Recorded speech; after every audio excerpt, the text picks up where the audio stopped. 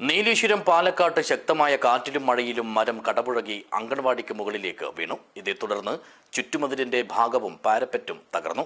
സംഭവം പ്രവർത്തന സമയത്തിന് മുമ്പായതിനാലാണ് ആളപായം ഒഴിവായത്.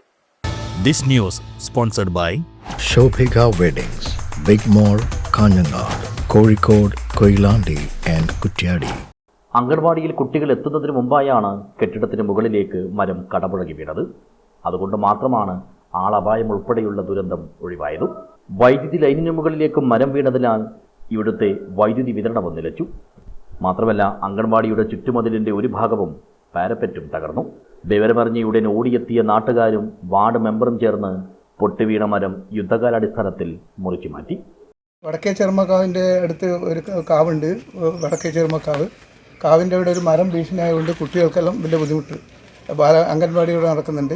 അതിൻ്റെ മുകളിലേക്ക് ചാഞ്ഞിട്ടായില്ല. ഇന്നലെ കുറേ മരം പൊട്ടി വീണു.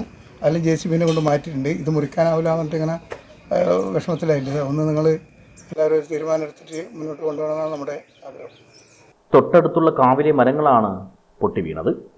ഇനിയും ഇവിടെ ഏതു നിമിഷവും വീഴാൻ പാകത്തിൽ അപകട ഭീഷണി ഉയർത്തി നിൽക്കുന്ന മരങ്ങളുണ്ടെന്നും ഇവ എത്രയും വേഗത്തിൽ മുറിച്ചു മാറ്റി ഭീഷണി ഒഴിവാക്കേണ്ടതുണ്ടെന്നുമാണ് നാട്ടുകാർ പറയുന്നത്.